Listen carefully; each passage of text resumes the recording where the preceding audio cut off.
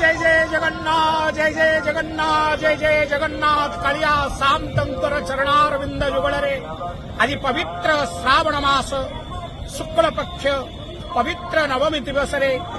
पावन पुरुषोत्तम क्षेत्र सिंहद्वार निकटरू समस्त हार्दिक अभिनंदन 12 मासरे 13 जात कालिया सामतंकर एवं प्रत्येक यात्रा से सदा सर्वदा नित्य मदभक्तं विनोदार्थे करोमि विविध भक्तमानंकर आनंद पाई जनता जनार्दनर कल्याण पाई सुरक्षा पाई तांकर धन जीवन यौवन समस्त सुरक्षा पाई कालिया शांत सदा सर्वदा नित्य तत्पर होई विराजमान करिसेंती ए पावन पुरुषोत्तम क्षेत्र नीलाद्रि कंदर आज पवित्र श्रावण शुक्ल नवमी तिथि एही पवित्र दिवस रे आज महाप्रभुंकर पुरा काल रे गोटे प्रवाद रही ए पावन क्षेत्र होचंदी भगवान नृसिंहंकर पवित्र क्षेत्र उमग्रं वीरं महाविष्णु ज्वलंतं सर्वतोमुखं नृसिंहं भीषणं भद्रं मृत्योर्मृत्युम नमामहे प्रहलादं को दर्शन देइथिले भगवान नृसिंह किंतु ये पावन क्षेत्र ये पुरुषोत्तम क्षेत्र नृसिंह क्षेत्र रे ए क्षेत्र रे मध्य प्रभु नृसिंह महाराज इंद्रदम्नं को मध्य पावन क्षेत्र रे प्रथमे नृसिंह रूप रे प्रकट होई दर्शन देइथिले एवं ए क्षेत्र रे भगवान नृसिंह अनेक रूप रे अनेक नाम रे विराजमान करी उपासित होचंती एवं जनता जनार्दनंकर भक्तंकर विविध कल्याण करी मणि नृसिंह सिंगड़ा नृसिंह चक्र नृसिंह सोपान नृसिंह लक्ष्मी नृसिंह विविध नाम रे भगवान नृसिंह एटी उपासित होचंती आज पवित्र श्रावण शुक्ल नवमी तिथि आज दिवस रे महाप्रभुंकर दैनंदिन मंगल द्वार फिटा मंगल आरती अवकाश गोपाल वल्लभ सकाळ धूप भोग मंडप मध्याह्न धूप पूजा बढ़ी सारिबा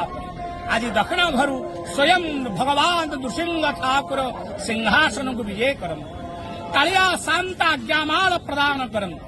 एवं आज्ञामाल प्राप्त होई विमान रे विराजमान करी विमान बड़ू सेवक मानंकर कांधरे महाजन मान सेवक मानंकर ग्रहण रे घंट छत्र कहाल सहित आज चतुराश्रम परिक्रमा करती कौपाई करती केतबले अनेक विपद आपद दुख संकट समय आसी एपरी गोटे समय थिला से समय रे ए क्षेत्र रे पावन क्षेत्र रे बारी पड़िला जेपरी महामारी पड़िथिला कोरोना पड़िथिला घर द्वार कबाट सब किला ही गला ठीक सेहीपरी पुरा काल रे एपरी बारी पड़िला जे लोक माने हाहाकार हेकरी घर द्वार कबाट गली कंदी सब बंद है सेवा भग सेवाक माने प्रभुंकर सेवा करिबा पाई मध्य आसीबा पाई कष्ट है तेणु सेवक सेवायत भक्त राजा प्रजा समस्ते प्रभु जगन्नाथ नमई नृसिंह चरण अनादि परम कारण सत्य परमानंद हरि जाकू भाविले भवुतरी भगवान नृसिंहंकर चरणारविंदरे जगन्नाथंकर चरणारविंदरे आश्रित गले श्री जगन्नाथ महा तत्कालीन समय रे राजकिशोर दास मैनेजर थांती जगन्नाथ मंदिर एवं महाप्रभुंकर अपार कृपा एवं करुणारु श्री जगन्नाथ निर्देश देइथिले एवं आज्ञामाल प्राप्त होई दक्षिण घरु भगवान नृसिंह प्रकट होई समग्र क्षेत्र को परिक्रमा करी हम मार्कंडेय अंगिरा भृगु पंडु ए चतुराश्रम परिक्रमा पूर्वक क्षेत्र परिक्रमा करिवारु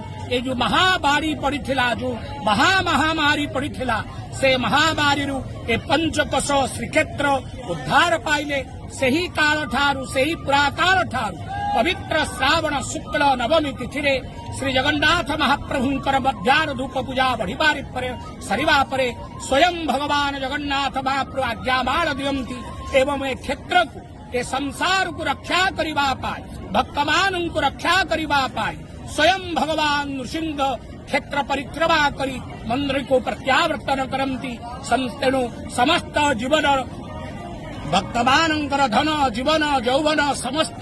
रक्षा करिबा पाई विविध संकट समय रे भगवान नृसिंह रक्षा करिथिबारु आज भगवान नृसिंहंकर क्षेत्र परिक्रमा बा चतुराश्रम परिक्रमा करी मंदिर को प्रत्यावर्तन करंती यह विवाद रही यह बुलिबा परे क्षेत्र रे महामारी बाड़ी हईजा विविध प्रकार विपद जो आसे भगवान नृसिंह रक्षा करिवे। तेणु यही कारण भगवान बाड़ी नृसिंह विराजमान करंती परिरक्षण करंती। बाड़ी समय रे महाप्रभु नृसिंह बुलिथिबारु